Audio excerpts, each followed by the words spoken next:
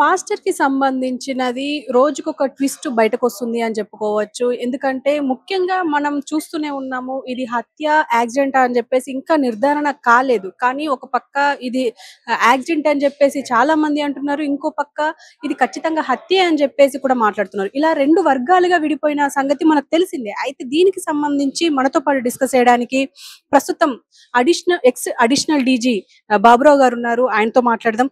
నమస్కారం సార్. నమస్కారం అండి. సార్ మీరు చెప్పండి. ఎగ్జాక్ట్‌గా అంటే మనం చూసాము. సీసీటీవీ ఫుటేజుల్లో చూస్తూనే ఉన్నాము. అండ్ అంటే అత్యంత దారుణంగా చంపబడ్డారా? మరి చనిపోయారా? ఇంతవరకు మనకు క్లారిటీ రాలేదు. మీ దృష్టికొచ్చిన అంశాలేంటి సార్? నా దృష్టికి వచ్చిన అంశాలు అంటే, ఏదైతే మనం సీసీటీవీ ఫుటేజుల ద్వారా చూసామో, నిన్న ఐజీ అండ్ ఎస్పీ రాజమండ్రి వాళ్ళేమైతే ప్రెస్ మీట్‌లో చూపిచ్చారో, దాన్ని ఆధారంగానే మనం చెప్పగలం గానీ, నేనైతే అక్కడ పర్సనల్‌గా వెళ్ళి, వ్యక్తిగతంగా అక్కడ స్పాట్ చూడలేదు. కాబట్టి నాకు మీడియాలో ఉన్నటువంటి ఏ అయితే క్లిప్స్ షేర్ చేయబడ్డాయో, ఏవి చూసామో వాటిని బట్టే చెప్పగలం. తర్వాత పోలీసు వాళ్ళతో మాట్లాడాను నేను. ఎస్పీతో కూడా మాట్లాడాను, సీఐతో కూడా మాట్లాడాను. సో, దాన్ని బట్టి వీటిని బట్టే మనం చెప్పగలము. ఇప్పటివరకు ఉన్నటువంటి ఆధారాలను పరీక్షిస్తే పోస్ట్‌మార్టం రిపోర్ట్ ఇంకా రాలేదు. కేవలం ఓ షార్ట్ రిపోర్ట్ మాత్రమే వచ్చింది. ఆ షార్ట్ రిపోర్ట్ ఆధారంగా ఒక ఖచ్చితమైనటువంటి అభిప్రాయానికి రావటం మంచిది కాదు. అది సంభవం కూడా కాదు. సో, పోస్ట్‌మార్టం రిపోర్ట్‌లో అనేక భాగాలున్నాయి. టాక్సికాలజీ రిపోర్ట్ రావాలి. అలాగే ఫారెన్సిక్ రిపోర్ట్ కాలిన గాయం గురించి రావాలి. సో, అదన్నీ కలుపుకొని వచ్చిన తర్వాత ఒక కాంప్రహెన్సివ్ రిపోర్ట్ డాక్టర్స్ ఇస్తారు పోస్ట్‌మార్టం రిపోర్ట్‌లో. అప్పుడు మనం ఖచ్చితమైన ఒక ఐడియాకి రావడానికి జరుగుతుంది. మీన్‌వైల్ పోలీసు వాళ్ళు ఆ సీసీటీవీ ఫుటేజ్‌ల ఆధారంగా, తర్వాత కాల్ డీటెయిల్స్ ఆధారంగా వాళ్ళు ఎగ్జామినేషన్ చేస్తూ ఉన్నారు. ఇన్వెస్టిగేట్ చేస్తూ ఉన్నారు. వాళ్ళ దగ్గర ఉన్నటువంటి టూల్స్ ఉపయోగించి వాళ్ళు దాన్ని పరిశోధిస్తూ ఉన్నారు. కాబట్టి అతి త్వరలో ఒక ఖచ్చితమైనటువంటి అభిప్రాయానికి పోలీసు వాళ్ళు వస్తారని చెప్పేసి ఆశిస్తున్నాను. సరే ఎగ్జాక్ట్‌గా అంటే జరిగి ఇంకా 4 డేస్ అయిపోయింది. ఇంతవరకు అంటే పోస్ట్‌మార్టం రిపోర్ట్ ఎందుకు బయటికి రావట్లేదు అని చెప్పేసి చాలామంది ప్రశ్నిస్తున్నారు. ఇందులో ముఖ్యంగా మనకు తెలిసి ఇందులో చాలా ఐటెమ్స్ ఉన్నాయి కాబట్టి దాన్ని కొంచెం అటు ఇటు అయినా మత కల్లోలాలు సృష్టించే అవకాశం ఉంది కాబట్టి ఇంతవరకు ఆపుతున్నారని మనం అనుకుంటున్నాం. కానీ అందరూ అలా అనుకోవట్లేదు. ఇది ఖచ్చితంగా హత్యే కాబట్టి ఇలా లేట్ అవుతుంది అని చెప్పేసి అంటున్నారు. దీని గురించి మీరేం చెప్తారు? మీరనుకున్న అభిప్రాయము కరెక్ట్ కాదు. వాళ్ళనుకున్న అభిప్రాయము కరెక్ట్ కాదు. ఎందుకంటే పోస్ట్‌మార్టం రిపోర్టు అనేది మీరు టాక్సికాలజీ రిపోర్ట్‌కి పంపించినప్పుడు అది ఫారెన్సిక్ ల్యాబ్‌కి వెళ్తుంది. వాళ్ళు దీన్ని ప్రయారిటీ బేసిస్ మీద చేయాలి. వాళ్ళకి ఆల్రెడీ క్యూలో ఉంటాయి. లైన్‌లో ఉంటాయి. ఎవరు ముందొచ్చింది ఎవరనుకుంది దాని ప్రకారం చేస్తారు. ఒకవేళ ఎస్పీ గారు గానీ, ఇంకా పై అధికారులు గానీ ప్రత్యేకంగా వాళ్ళని అడిగి ఇది చాలా ఎమర్జెన్సీ అంటే కొంచెం త్వరగా చేసి పంపడానికి దానికి సమయం పడుతుంది. అలాగే ఫారెన్సిక్ రిపోర్ట్ కూడా కొంత సమయం పడుతుంది. పోస్ట్‌మార్టం రిపోర్టు నార్మల్‌గా ఎప్పుడూ కూడా 3, 4 డేస్ టైం తీసుకుంటుంది. డాక్టర్లు వెంటనే ఇవ్వరు దాన్ని. వాళ్ళు స్టడీ చేయాలి, వాళ్ళు డిస్కస్ చేసుకోవాలి వేరియస్ యాస్పెక్ట్స్‌ని. ముఖ్యంగా ఈ పోస్ట్‌మార్టం రిపోర్ట్‌లో ఇంకా ఎక్కువగా సందేహించాల్సిన అవసరం ఎందుకు లేదంటే, ఇది పోలీసు వాళ్ళు ఒక టీమ్ ఆఫ్ డాక్టర్స్ తోటి చేయించారు. ఆ తర్వాత ప్రైవేట్ వ్యక్తులు కూడా అంటే విక్టిమ్‌కి సంబంధించినటువంటి వ్యక్తులను కూడా అక్కడ ఉండనిచ్చారు. క్రిస్టియన్ డాక్టర్ కూడా దాంట్లో ఉన్నాడు. అంతేకాకుండా ఈ ప్రాసెస్‌ని మొత్తాన్ని కూడా వీడియోగ్రఫీ చేశారు. సో, దీంట్లో ఏదో మభ్యపెట్టడానికి ఏదో చేస్తున్నారు అనుకోవడం పొరపాటు. ఎందుకంటే ప్రజల్లో ఉన్నటువంటి ఆ యాంగ్జైటీ, పాస్టర్ ప్రవీణ్ గారి మీద వాళ్ళకున్నటువంటి ప్రేమ, అభిమానం, ఈ మధ్య ఆయన మీద కొంతమంది బెదిరించటాలు, పైగా ప్రస్తుతం ఉన్నటువంటి కలుషితమైనటువంటి మతద్వేష సంబంధమైన వాతావరణం. వీటన్నిటి దృష్ట్యా మొత్తం చాలామంది క్రైస్తవ సమాజం అంతా కూడా దీన్ని హత్యగా భావిస్తూ ఉన్నారు. భావించడం కూడా సహజం. అయితే వచ్చే ఆధారాలు ఏమేమి వస్తున్నాయి ఇన్వెస్టిగేషన్‌లో, ఆ ఆధారాలను ఆధారంగా చేసుకొని దాన్ని స్టడీ చేసి ఖచ్చితమైన నిజం ఏంటి అనేది తీసుకురావాల్సిన బాధ్యత పోలీసుల మీద ఉంది. ఈ 2 జరుగుతాయి. మనం కొంత సమయం వెయిట్ చేయాలి. సార్ ఇప్పుడు అంటే మీరన్నట్టుగానే పోలీసులు కొంచెం అంటే అన్నీ ఆలోచించి బయటకి తీసుకురావాలి కాబట్టి తీసుకొచ్చే పరిస్థితులున్నాయి అంటున్నారు. కానీ బయట అలా అనుకోవట్లేదు. అంటే ఖచ్చితంగా ఇది హత్య అని చెప్పేసి అనుకుంటున్నారు. ఇంకొంతమంది ఆయన తాగేసి ఇలా చేశారు కాబట్టి ఇప్పుడు విజయవాడలో 4 అవర్స్ మిస్ అయ్యారు అని చెప్పేసి కూడా అంటున్నారు. అసలు పాస్టర్ గురించి మీరు చెప్పాలి అంటే మీరేం చెప్తారు సార్? ఆయన మంచి దైవ సేవకుడు. చాలా జ్ఞానం కలిగినటువంటి వాడు. అనేక విషయాలను క్షుణ్ణంగా తెలుసుకున్నటువంటి వాడు. కేవలం జ్ఞానమే కాదు గానీ యాక్చువల్‌గా he is living with Christ. So, నేను క్రైస్తవుడిని కాబట్టి నేను చెప్పగలను. ఆయన చాలా గంభీరమైనటువంటి వ్యక్తి. మంచి పరిచర్య చేస్తున్నటువంటి వ్యక్తి. ఆయన ఏదో ఆల్కహాల్ తీసుకున్నాడనో, మత్తు మానేం చేశాడనో, దాంట్లో నడిపాడనో చెప్పేది గిట్టని వాళ్ళు వేరే మతస్థులు ఆయన మీద దుమ్ము పోయడానికి చేసేటటువంటి ప్రచారమే గానీ, ఆ ప్రచారంలో ఏమాత్రం సత్యం ఉండటానికి వీల్లేదు. అయితే మన నమ్మకాల మీద, మన విశ్వాసాల మీద ఇన్వెస్టిగేషన్ ఆధారపడదు. ఇన్వెస్టిగేషన్ అనేది ఖచ్చితమైనటువంటి సైంటిఫిక్ టెస్టులు చేసి దాని మీద వచ్చే రిజల్ట్ మీద ఆధారపడుతుంది. అందుకే టాక్సికాలజీ రిపోర్ట్‌కి పంపించడం జరిగింది వీసరా. ఆ వీసరాలో ప్రతిదీ బయటకొస్తుంది. ఏమన్నా ఆల్కహాల్ ఉందా కంటెంట్? భోజనం ఎప్పుడు చేశాడు?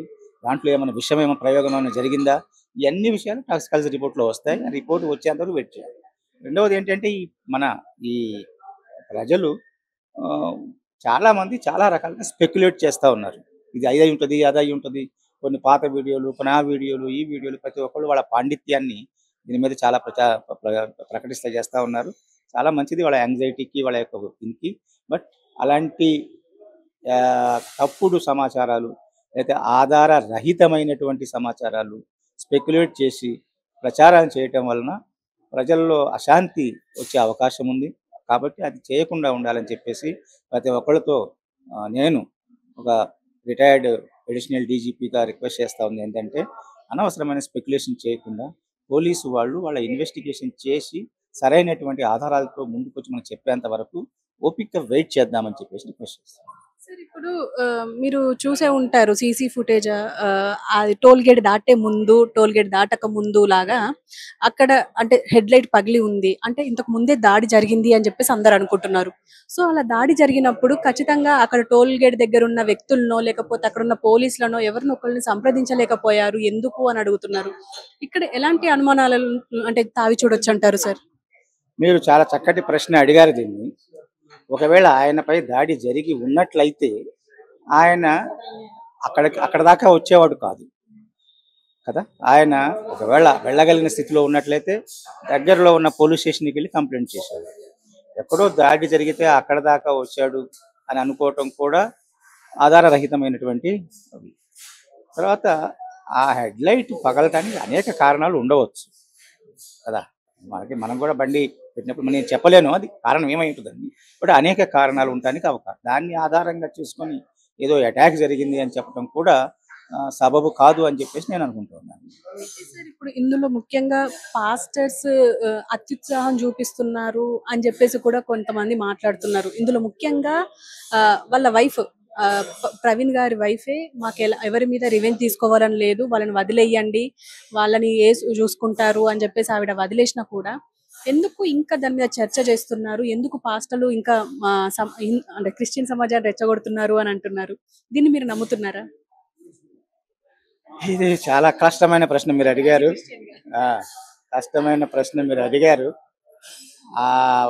ప్రవీణ్ గారి శ్రీమతి జెసికా ప్రవీణ్ ఆమె చర్చిలో మాట్లాడినది మాటలు విన్నాను నేను.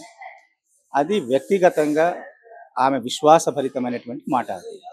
అది నిజమైనటువంటి పరిపక్వత చెందినటువంటి క్రైస్తవురాలిగా ఆమె తన వైపుగా చెప్పింది. ఎందుకంటే దేవుడు క్రీస్తు ఏం చెప్పాడంటే శత్రువులనైనా కానీ క్షమించమన్నాడు. కాబట్టి ఆమె చెప్పింది కరెక్ట్. అయితే ఇప్పుడు ఇక్కడ జరిగినటువంటి నేరం ఒకవేళ హత్య అయ్యి ఉన్నట్లయితే ఈ హత్య అనేది జరిగినప్పుడు దాని ఒక వ్యక్తితో సంబంధం లేదు. అది ప్రభుత్వానికి లేదా రాజ్యానికి వ్యతిరేకంగా జరిగినటువంటి అది ఒక క్రైమ్ అనమాట. సో సొసైటీకి ఎగనిస్ట్గా జరిగిన క్రైమ్. సో చట్టం తన పని చేసుకుని వెళుతూ ఉంది. మీరు క్షమించినా కానీ చట్టం తన పని చేసుకుంటుంది, క్షమించకపోయినా కానీ చట్టం తన పని చేసుకొని వెళుతూ ఉంది. కాబట్టి చట్టాన్ని తన పని చేసుకోనివ్వాలి. అది ఆటోమేటిక్గా జరుగుతుంది. వారు వ్యక్తిగతంగా ఆమె క్షమించింది, ఆమెలో ఆ ద్వేష భావన లేదు, అది చాలా మంచిది కాదంటుంది. బట్ చట్టం ఎందుకంటే అలాంటి వాళ్ళని విడిచిపెడితే ఇంకా మిగిలిన వాళ్ళ మీద కూడా అలాంటి దాడులు చేసే అవకాశం ఉంది కాబట్టి సొసైటీ ఎప్పుడు కూడా చట్టం ద్వారా కోర్టుల ద్వారా అలాంటి వాళ్ళని గుర్తించి వారి మీద శిక్ష ఇచ్చడానికి కారణం ఏంటంటే వారు మరొకసారి అలాంటి అపరాధం చేయకూడదు. మీరు అడిషనల్ డీజీగా వర్క్ చేసి ఉన్నారు కాబట్టి, మీ హయాంలో కూడా, మీ టైంలో కూడా ఇలాంటి మిస్టీరియస్ డెత్‌లు జరిగే ఉంటాయి నాకు తెలిసి. కానీ అప్పుడు ఎలా ఛేదించారు? ఇప్పుడు ఈ కేస్‌ని ఎలా ఛేదించే అవకాశం ఉంది అంటారు? అంటే యాస్ ఎ డీజీగా మీరు చేసిన వర్క్‌లో గాని, ఇప్పుడు జరగబోయే ఈ ఇన్వెస్టిగేషన్‌లో ఎలా ఇన్వెస్టిగేట్ చేస్తే బెటర్ అంటారు? నేను ఉద్యోగంలో ఉన్నప్పుడు కూడా నా ఇన్వెస్టిగేటర్స్ని వాళ్ళ వాళ్ళ వాళ్ళ స్కిల్స్ని ఉపయోగించి ఇన్వెస్టిగేట్ చేయడానికి ఫ్రీ హ్యాండ్ ఇచ్చేవాళ్ళు. చాలా ఇన్సిడెంట్స్ జరిగినాయి, చాలా హత్యలు జరిగినాయి. దాంట్లో లా అండ్ ఆర్డర్ ప్రాబ్లమ్స్ కూడా వస్తూ ఉంటాయి. పొలిటికల్ పీపుల్ కూడా యాక్టివేట్ అవుతారు. పాలిటిక్స్ కూడా దాంట్లో రూల్స్లోకి వస్తాయి. ఎలక్షన్ ఉన్నప్పుడు మరీ ఇంకా ఎక్కువగా వస్తాయి దగ్గరలో ఉన్నప్పుడు. సో ఇవన్నీ నార్మలే. అయితే నేను ఎప్పుడు కూడా ఎలాంటి ప్రెజర్కి లేదా ఎలాంటి ప్రభావానికి లోను కాకుండా మనం చేయవలసినటువంటి ఇన్వెస్టిగేషన్ మనకున్నటువంటి జ్ఞానాన్ని మనకున్నటువంటి పరిజ్ఞానాన్ని ఉపయోగించి చేయటం అనేది నమ్ముతా ఉన్నాను. ప్రతి పోలీస్ ఆఫీసర్ కూడా దాదాపుగా అదే నమ్ముతాడు.